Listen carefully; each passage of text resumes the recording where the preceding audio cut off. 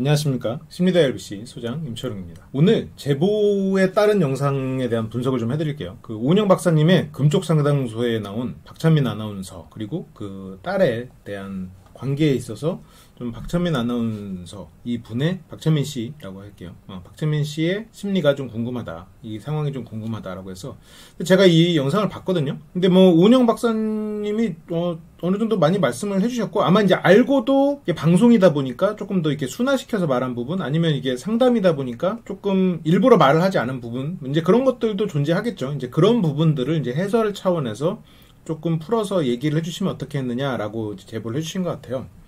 그래서 이 내용을 모르시는 분들을 위해서 좀 잠깐 좀 보여드리면, 이제 박찬민 아나운서가 왔죠. 이제 어디서부터 시작된 건지는 모르겠는데, 딸 박민아 양입니다. 자존감이 떨어졌다라고 이제 진단을 해서 왔어요. 스스로가 진단을 해서 왔고, 그래서 이제 어렸을 때는 당찼는데 자기가 이제 우쭐하게 해주는 딸이었다. 이 표현을 굉장히 어색해 하시더라고요, 많은 분들이.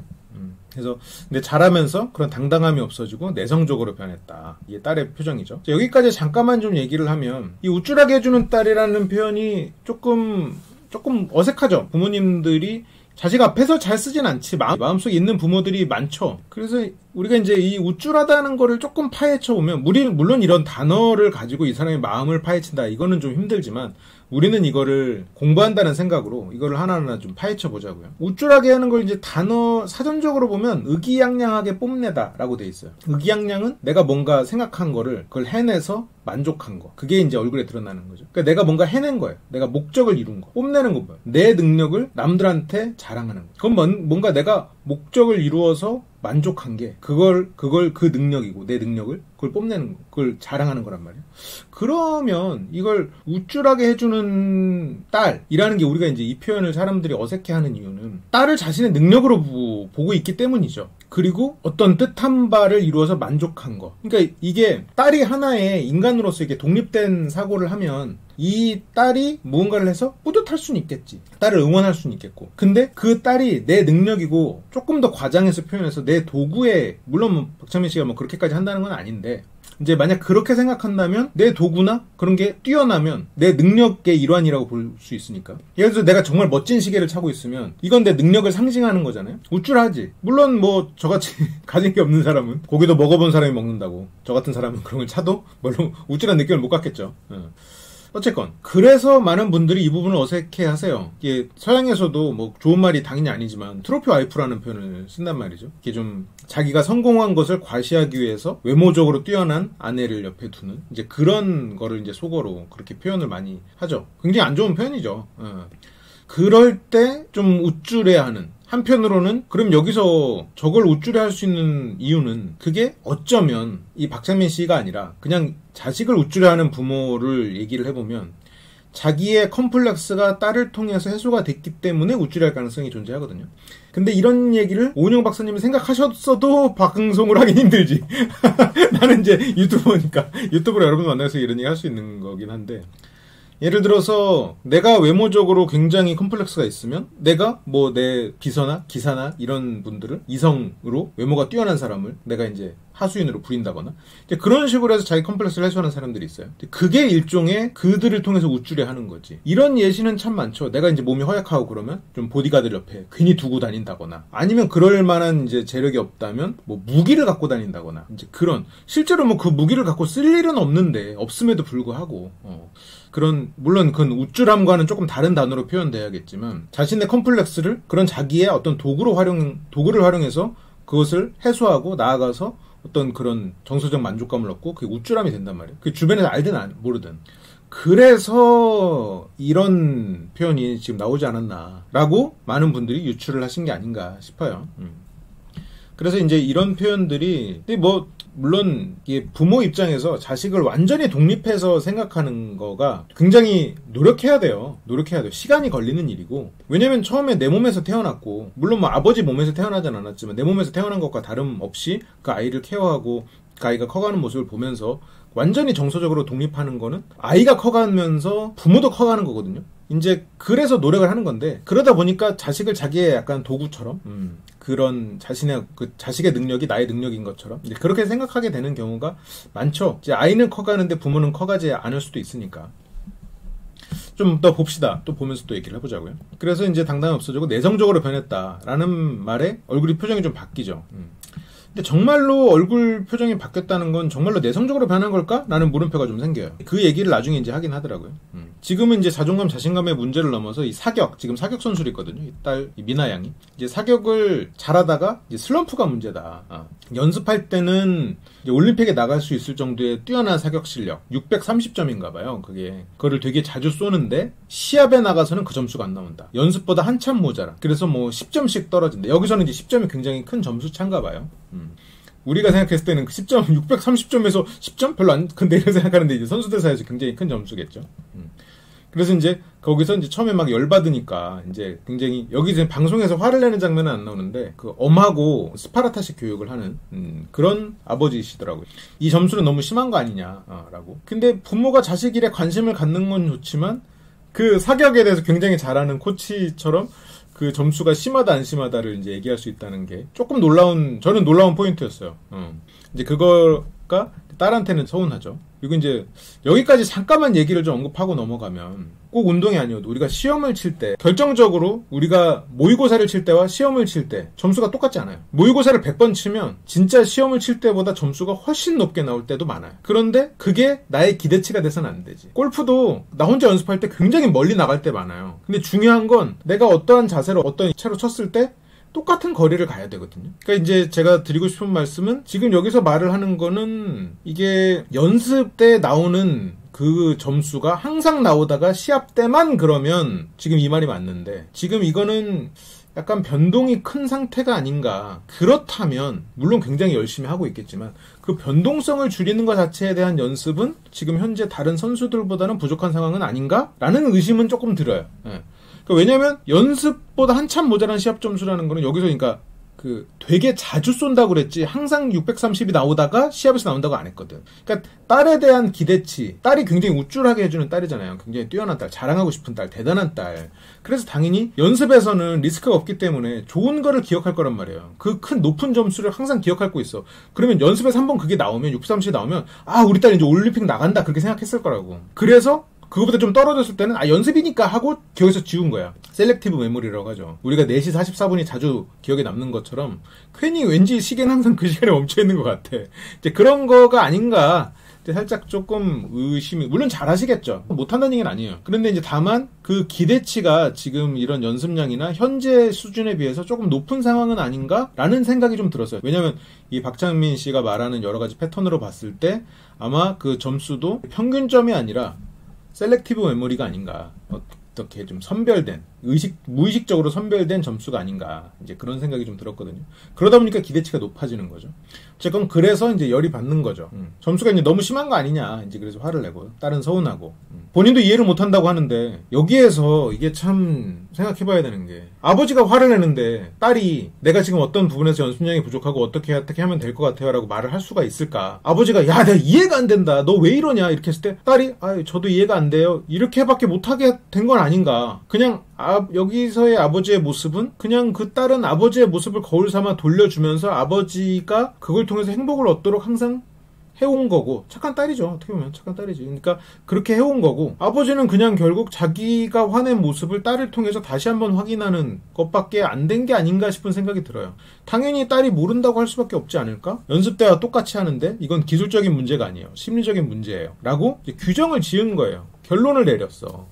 그러면 물론 이건 뭐 TV 프로다 보니까 이제 여기 와서 상담을 하기 위해서 이렇게 얘기를 했을 수도 있지만, 뭐랄까, 기술이 완벽히 발휘되지 않는 거라면 실은 그거는 심리적인 문제라기보다는 기술적인 문제지. 그러니까 내가 이거를 총을 막 들면 두렵고 총을 못 쏠 정도다. 그러면 이제 정말 심리적인 문제인데, 내가 시합에서 긴장하고 거기서 이제 주눅 들고, 그거는 완벽히 이걸 만약 그렇다고 해도, 그러니까 시합에서 항상 연습할 때 630 나오던 게 맨날 평균 630 나오다가 시합에서 620점, 10점이 깎여도 이거를 심리적인 문제라고 보기가, 완벽히 이건 심리적인 문제다. 그러니까 상담을 받아야 된다. 이것도 물론 있겠지만, 이런 경우에도 이거는 그 시합에서 조금 더 평균점을 만들 수 있는, 그 시합에서 내가 평소에 연습하던 때와 또 어떤 루틴을 만든다거나 이런 식으로 뭔가 기술적으로 해결할 수 있는 여지가 있어요. 이런 상황에서의 해결책은 사격 코치나 그 사격 팀에서 노하우가 있을 거라고요. 그런데 지금 박창민 씨는 내 딸은 그냥 630점짜리인 거야. 그래서 620이 나오는 건 절대 실력이 아니라고 인정한 거지. 근데 이거는 코치진이나 아니면 사격 차원에서 연습 때 이런 정도 변동이 있고 시합에서 이런 정도가 나오면 이제 어떤 식으로 훈련한다 프로세스가 있을 텐데 박창민 씨는 스스로가 더 그거보다 뛰어나. 그래서 그걸 인정하지 못하는 상황이거든요. 그래서 이거는 이미 내 딸은 올림픽 선수인데 이거는 그냥 상담을 받고 좀 더 자신감만 가지면 된다. 그러니까 내 딸은 이미 실력이 우리나라 최고다. 최고급이다를 그거에 대한 반박을 인정하지 않는 거. 그러니까 실제로는 현재 평균은 620인 거지. 620에서 왔다 갔다 변동이 있는 거지. 630도 나왔다가 어쩔 때는 뭐 5점도 나왔다가 왔다 변동이 있는 상황일 가능성이 있죠. 근데 그걸 인정하지 않아. 왜냐면 딸의 630점은 올림픽급으로 이미 내 능력인 거야. 나는 올림픽 가는 딸의 아빠인 거지. 그래서 그런 상황인 거죠. 그리고 이제 이게 뒤에서 나오는데, 이게 제가 이제 좀 생각하는 건 이런 어떻게 보면 이쪽 분야의 전문가들에 대한 의견, 그 길을 갔던 사람들, 그리고 이게 과연 그러니까 슬럼프일 거냐, 아니면 연습을 해나가는 데 있어서 성장해나가는 과정에서 누구나 겪는 일일 거냐, 아니면 거기가 한계일 거냐, 아니면 연습 부족이냐, 그건 모르는 거지. 그것까지 아버지가 진단을 내리긴 어려워요. 왜냐면 다른 사격 선수들의 상황을 완전히 속속들이 보진 않았단 말이에요. 그냥 이런 그런 관련된 사람하고 친분이 많고 그 사람들이 얘기를 많이 들었을 수는 있어도 정말로 붙어서 보는 거는 딸밖에 없고 그 딸에 대해서도 지금 주관적인 시각이 있기 때문에 그런 부분에 있어서 지금 약간 받아들이지 못하는 뭔가 객관적인 사실이 있는 건 아닌가라는 의심이 조금 들었어요. 그리고 또 하나는 이거를 그냥 심리적인 문제라고 치자고요. 치고 한번 다음 말을 봅시다. 아이가 많이 의기소침한 것 같아요. 그래서 심리적인 문제를 상담해보고 싶다. 그 얘기를 했어요. 근데 그 다음에 이제 운동선수는 독해야 된다고 표현을 해요. 운동선수는 독해야 된다. 뭐 이런 스포츠 PD나 이런 사람들한테 물어보면 독해야 된다. 그래서 딸이 독하길 바라죠. 어릴 때부터 대중 앞에 섰었고, 근데 시합장에서 주눅든 모습을 보였다. 근데 자신감을 가지라고 말했고, 이제 카리스마가 대단한 김연아 선수는 이렇게 막 도발해도 주눅들지 않는 모습으로 이제 1등을 했다. 그때 이제 딸의 표정이 참 안 좋죠. 그러니까 이게 아버지는 내 딸은 이미 김연아의 실력을 가지고 있어. 그런데 다만 김연아가 가지는 자신감이 없기 때문에 지금 김연아가 또 김연아급의 실력이 있음에도 불구하고 그게 안 되는 거야. 그런 심리 문제가 있는 거야 라고 생각하고 있단 말이죠. 딸을 믿어주고 딸을 지지해주는 아빠로서의 모습이라면 참 좋은데 이게 지금 딸을 너무 부담을 주고 있는 게 아닌가. 딸이 스스로 이겨낼 수 있는 기회를 박탈하고 있는 건 아닌가 라는 생각이 조금 걱정이 들었고, 여기서 이제 어렸을 때 박민아는 되바라졌다라고 할 정도로 당당한 아이다 라고 하면서 이제 어렸을 때 이런 어린아이한테도 정신 똑바로 차려 이렇게 하면서 이제 혼냈던 이제 그런 얘기를 하는 장면이 나오는데, 근데 독하다는 거를 조금 생각해 봐야 돼요. 아버지가 원하는 독하다는 거는 이렇게 막 주눅들지 않고 그런 모습인데 무언가를 독하게 한다. 그러니까 스포츠 PD나 그런 사람들이 말했던 독함은 성격의 독함일 수도 있었겠죠. 근데 무언가를 독하게 하는 건 죽어라고 하나만 파는다는 얘기예요. 다른 어떤 우선순위도 갖지 않는 거지. 독하게 공부 한번 해봐. 그러면 사람들 뭐예요? 막 눈썹 밀고 고시원 들어가잖아. 산에 들어가고. 예를 들어서 독하게 뭐 이거 하나 해보겠다 하면 사람들은 외부 단절하고 딱 그것만 파는 걸 우리는 독한 사람이라고 한단 말이에요. 담배 끊는 사람도 독한 사람이라고 하잖아요. 왜? 다른 거에 우선순위를 두고 이거를 단절했으니까. 그건 뭐예요? 독하다는 건 뭐야 그러면 결국. 남들이 하기 힘든 선택을 한 사람들이지. 이런 주눅이 안 들고 막 이런 뭐랄까 그런 남한테 그런 매서운 그런 게 아니라고 실은. 그래서 운동선수가 되기 위해서는 이 사람이 여러 가지 재능이 있어도 독하게 하라는 거는 그거 하나에 몰두하라는 거예요. 뭐 우리나라 농구 선수들이 배구 했으면 뭐 못했겠어요? 아니면 뭐 패션 모델 했으면 못했을까? 근데 뭐 농구로 성공하면 패션 무대에 쓸 수도 있고 그렇죠. 그래서 이게 지금 마음이나 성격이 모질다는 측면에서의 독함이 아니었을 거라는 거지. 우선순위를 가져야 된다는 뜻인 거지. 그거를 파야 된다는 거야. 그건 결국 최선을 다하는. 근데 최선을 다하면 지기 싫지. 자기가 거기에 인생 걸었는데 당연히 그런 성격적이나 그런 면에서 독함이 나오지. 독하게 뭘 해보면. 그 말인데 지금 아버지는 이 딸에게 거는 기대가 너무 커서 정말로 많은 선택지를 줘요. 그래서 이 중간에 이제 질문하는 장면도 있거든요. 이제 오은영 박사님이 이제 미나 양한테 물어보죠. 어떤 걸 더 하고 싶은 거냐. 사격하고 이런 배우나 이런 거. 그리고 뭐 이렇게 글을 쓰고 이제 거기에 영화화되면 이제 출연하고 감독을 하고 싶다. 뭐 이런 여러 가지 얘기를 했는데 뭘 하고 싶냐. 그러면 배우로서 우리나라 최초로 사격을 하고 싶었다. 이제 뭐 사격 선수가 나가는, 올림픽에 나가는 이제 그런 걸 하고 싶다고 얘기하는데 그러면 그 말은 뭐야. 우선순위가 없다는 얘기야. 그러면 그게 지금 독하지 않다는 얘기거든요. 물론 이 말을 하면 미나양은 굉장히 서운할 거예요. 그 아버지도 반대 아니라고 할 거예요. 그런데 당연히 다른 사람들보다 재능이 뛰어나고 똑똑하고 대단한 사람이죠. 내가 뭐 사격하면 뭐 600이 뭐야. 60도 안 나오겠죠. 나 같은 사람은. 아무리 노력해도 안 나올지도 몰라. 막 상체도 흔들리고 막. 굉장히 뛰어난 재능을 가지고 있죠. 똑똑하고. 그런데 이게 원래 재주 많은 사람들이 가난하다고 뭐든지 잘하는 사람은 내가 뭘 해야 될지 몰라. 특히나 미나양은 자기 삶의 굉장히 많은 부분을 지도해주는 이끌어주는 아버지가 있기 때문에 아버지가 원하는 방향으로 가려고 애를 써요. 아버지를 행복하게 해주고 싶어해.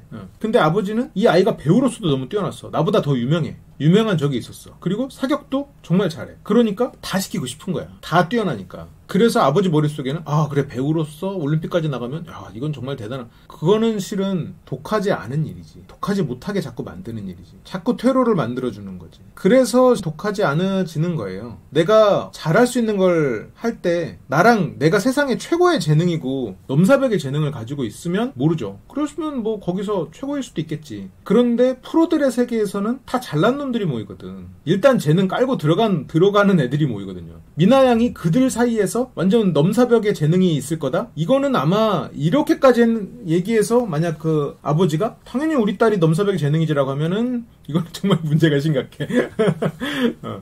그건 아닐 거란 말이에요. 그럼 여기선 누가 얘기해요? 일단 재능은 다 깔고 들어가면 적절한 훈련 방법으로 최고의 많은 시간을 쓴 사람이 이기겠지. 그만큼 뛰어난 스승도 필요할 거고. 똑같은 상황의 사람들이 수많게 있을 거라고요. 아까 10점 차이가 엄청나게 떨어진 거라고 하면 1점 차이에서 그 안에 엄청나게 사람들이 깔려 있을 거라고. 그래서 지금 이 상황에서는 결국 미나양이나 이 아버님이 원하는 게 최고의 사격 선수가 아니라는 거예요. 지금 유명한 사람이야. 배우로서도 아버지가 원하는 건 딸이 그냥 대단한 사람이 되는 거야. 딸은 아버지 말대로 대단한 사람이 되는 거지. 그게 참 지금 이 상황이고. 그래서 이제 옛날에 이제 찍었던 거를 제가 잠깐 봤는데 그런 말을 해요. 이제 너희들은 아빠가 하라는 대로 하면 돼. 자막에 넣었지만 그게 정답이야 라는 표현을 써요. 그리고 이제 이때 이제 미나양이 어렸을 때인데 이제 5살 때 아빠의 눈치를 이제 많이 본다. 화나했을 때 이제 그러면 이제 화나 있다고 하면서 저리 가라고 하고 이제 그리고 화가 났을 때는 이제 기분을 딱 살피고 그렇게 해서 한다. 그래서 이제 아버지가 딸이 눈치도 빠르고 그렇게 해서 이제 했을 때 이제 화가 풀릴 때가 많다라고 얘기를 굉장히 자랑스럽게 하죠. 이게 이제 딸의 굉장히 미묘한 표정이에요. 그리고 이제 뭔가 이제 아버지가 이제 화를 내면서 이제 부모가 시켰을 때 한 번에 안 되면 이제 화를 내고 이제 딸들이다 보니까 이제 그런 거는 이해를 해야 된다고 생각한다. 그러니까 이게 굉장히 어떻게 보면 어떤 면에서는 좋은 면이 있을지도 모르는데 이게 그나마 지금 딸들이어서 이게 충돌이 많이 없고 그리고 지금 이 셋째 같은 경우에는 굉장히 미나양이 셋째거든요. 수능적이고 그리고 이 미나양 입장에서는 굉장히 좋은 아빠로 느낄 거예요. 그리고 뭐든지 다 선택해주고 선택하는 건 힘든 거니까 그렇게 생각하기 때문에 수능적으로 살고 있죠. 그리고 아버지가 그렇게 항상 선택해줬기 때문에 그리고 그 선택에 대해서 항상 옳다고 옆에서 얘기를 해줬고 그게 정답이라고 항상 말을 해줬기 때문에 그 정답을 찾아갈 수 있었어. 근데 실은 세상의 정답은 굉장히 많죠. 그리고 그 정답은 아버지가 골라준 정답이다 보니까 아버지가 무언가 골라줬으면 자기가 선택을 하지 안 해도 되는 상황이죠. 이렇게 되면 이제 어떻게 되냐면 아까 같은 문제가 생겨요. 우선순위가 없어져. 우선순위가 없어진다는 건 무슨 얘기예요? 뭐예요? 기회비용을 크게 본다는 거예요. 내가 이걸 선택했을 때 잃는 것이 너무 커 보여. 그 말은 뭐냐? 후회가 두려운 삶을 살아요. 물론 모든 사람이 후회가 두렵지. 근데 미나양은 극단적으로 후회가 두려워. 왜? 선택을 안 해봐서 선택이 무서운 사람이 되는 거예요. 선택이 무서워. 왜냐면 선택이 왜 무서울까? 선택을 해본 적이 없으니까. 항상 정답이라고 생각하는 것을 아버지가 줬잖아요. 그래서 여기서도 보면 아까 세 딸이 나왔는데 이게 첫째, 둘째가 다 테니스 선수를 준비를 했었어요. 근데 이제 그 직업이 지금은 좀 바뀌었다고는 하는데 아버지가 이제 대학 시절에 테니스 선수를 꿈꾸고 이제 유학을 가려다가 부모의 반대로 이제 안 갔었거든요. 그러면 이게 거의 지금 세 딸을 다 아버지의 꿈에 영향을 굉장히 많이 받은 케이스란 말이에요. 그러니까 그 중에 한 딸 정도는 아버지가 그랬어? 그럼 나도 한번 해볼까? 이럴 수는 있어. 근데 이렇게 딸들이 다 뭔가 그 아버지와 관련된 무언가를 한다는 건 아버지의 영향이 굉장히 크다는 거죠. 물론 아버지가 굉장히 뛰어난 사람이고 좋은 사람이라 그럴 수도 있겠죠. 그런데 이게 너무 아버지의 영향 하에 있고 아버지는 이걸 정답이라고 생각하는 것을 또 주기 때문에 굉장히 시야가 좁아져 있을 가능성도 있죠. 그리고 사람 자체를 조금 두려워하고 있는 상황이 됐을 수도 있어요. 왜냐하면 그 아버지가 생각하는 기대치가 되게 크잖아요. 김연아급의 사격 선수의 당차고 뛰어난 아역 배우에서부터 지금 모든 곳에서 환영받는 뛰어난 그런 연예인, 그 두 가지를 다 갖춘 그런 사람으로 이제 아버지가 나를 기대하고 나는 또 그런 사람으로 취급을 받는데 밖에 나와서 타인을 만나면 현실인 거야. 내가 재능이 있긴 있는데 아직 뭐 이렇게 내세울 만한 건 아직 없는 거지. 만들어져 가는 과정인 거죠. 당연히 뭐 아직 김연아라는 그 한 사람은 어쨌건 그 여왕이잖아요. 한 분야에 역사적으로 획을 그은 사람이잖아. 근데 거기에는 그 하나의 결과가 있는 게 아니라 그 사람이 쌓은 수많은 시간이 있단 말이에요. 근데 아직 미나행은 그런 건 없잖아요. 뭐 시간이나 이런 게 없으니까. 그리고 지금 이제 그걸 만들어 나가는 과정일 수도 있겠죠. 그러다 보니까 어쨌건 훨씬 그 기대치에 못 미치는 자신의 현실이 자꾸 닿으니까 사람을 만나는 것도 무섭다고. 그러니까 예의를 갖추기도 하지만 그런 부분에 있어서 주눅이 들 수 있어요. 그러면 이거를 지금 어떻게 해야 돼요? 아버지가 자꾸 또 보호를 해야 되나? 실은 그 아니지. 그 반대지. 근데 그 반대를 해야 된다는 걸 아버지가 아마 모를 거예요. 이 아버지는 과거에 이제 자신이 펼치지 못한 무언가. 그게 이제 뭐 테니스 소질이 있음에도 불구하고 유학을 포기한 그런 걸 수도 있겠죠. 아마도 그 청년 어렸을 때, 소년 이랬을 때는 부족함이 없는 그런 집에서 나름 이제 열심히 부모의 말 잘 들으면서 이렇게 성장을 해나갔을 사람이었겠죠. 그렇게 고생을 별로 안 한 청소년기 이후에 약간 좀 힘든 성인기, 약간 상대적인 힘들어일 수도 있겠죠. 아니면 뭐 갑자기 집안이 힘들어졌다거나 그러면서 뭔가 자기가 꺾인, 뭔가 선택을 잘못했다고 생각하는 그런 것에서 일종의 이렇게 살아야겠구나, 뭔가 그런 기준이 확실해진 사람이 아닌가 싶은 생각이 조금 들어요. 그리고 이 뒤에서도 이제 조금 더 봅시다.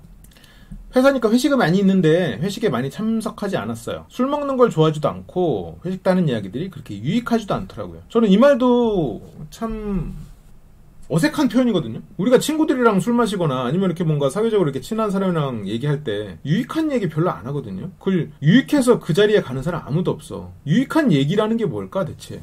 이 사람이 생각하는 유익한 얘기는 뭐지? 나는 그 생각이 좀 들었어요. 회식 때 하는 얘기들이 유익하지 않았다. 그러면 이 사람이 하는 유익한 얘기는 뭘까? 경제적인 정보? 아니면 자식 교육에 대한 정보? 아니면 철학이나 그런 뭔가 굉장히 심도 있는 이야기? 어떤 쪽일까요? 오히려 이분이 사회적으로 성공하고 그렇게 했지만 의외로 약간 눈치가 없고 좀 사회성이 떨어져서 타인과의 커뮤니케이션 자체는 좀 힘들어하는 사람이 아닐까라는 생각이 조금 들었어요. 그러면 주변에서 이 사람과 친하더라도 이 사람이 조금 오히려 눈치 없다고 여기는 상황은 아닐까? 그러니까 대화가 잘 막 일상적으로 편한 대화는 잘 안 되는 거지. 이게 어쩌면 이게 만약 다른 사람 입에서 나왔다면 약간 타인에 대한 무시가 좀 깔려있는 사람인가? 라고 의심을 했을 수도 있을 상황이죠. 그러니까 나와 수준이 맞지 않아서 유익하지 않다. 아니면 내가 이 사람들하고 소통이 잘 안 되고 힘드니까 그냥 유익하지 않다라는 그런 합리화를 했을 수도 있고. 그런 부분들이 조금 보였습니다. 이것도 평범한 얘기는 아니죠. 그러니까 회식에서의 대화가 유익하지 않아서 그 자리를 참석하지 않는다라고 말하는 사람들은 대체적으로 잘 못 어울려서 그냥 그 사람들이 유익하지 않은 말을 하는 사람들이야 라고 합리화를 해버리는 경우가 있죠. 아니면 정말로 그냥 타인에 대해서 조금 저 사람들은 그냥 수준이 낮으니까 이렇게 생각하는 경우도 있고, 정말로 그 회식 때 모든 사람들이 막 그런 유익하지 않은 그런 말만 하고 있지는 않을 거 아니에요. 뭔가 재밌는 얘기도 하고 사람과 교류가 그렇지 뭐 어떻게 그런 생각이 좀 들었고, 그런 부분에서도 약간 어떻게 보면 가족 이기주의로 발전될 수 있는 여지가 조금 있죠. 그리고 이제 밸런스 게임을 해요. 이 장면도 조금 흥미로운 부분인데, 아버지는 용의 꼬리를 고르고 딸은 뱀의 머리를 고릅니다. 여기에서도 실은 성향이 조금 드러나죠. 아빠는 용의 꼬리라고 말한 건 지금 프리랜서 선언을 했다고 들었어요. 그러면 지금 마음이 불안한 거야. 용의 꼬리를 골랐다는 건. 물론 이 사람이 원래 철학이 그럴지 모르지만 큰 조직에 있다가 거기서 나왔어요. 용의 꼬리였다가, 뭐 용의 꼬리는 아니었겠죠. 박찬민 아나운서 정도면 뭐 용까지는 아니었을지 모르겠는데 어쨌건 용의 몸통이었다가 지금 야생에 던져졌으니까 다시 뭔가 그런 조직에 들어가서 꼬리라도 돼야 되는 게 아닌가? 라는 불안이 있는 거예요. 내가 지금 용에서 지금 용몸에서 나왔는데 다시 용꼬리라도 해야 되는 거 아닌가라는 불안이 존재하는 게 아닌가라는 의심이 좀 들었어요.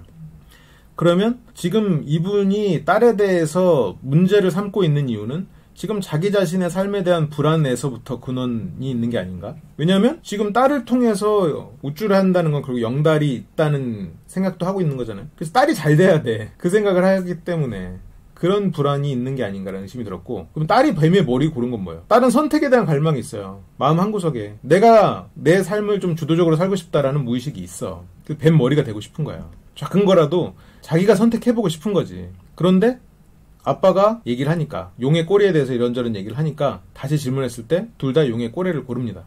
아빠 말에 그냥 순응하는 거예요.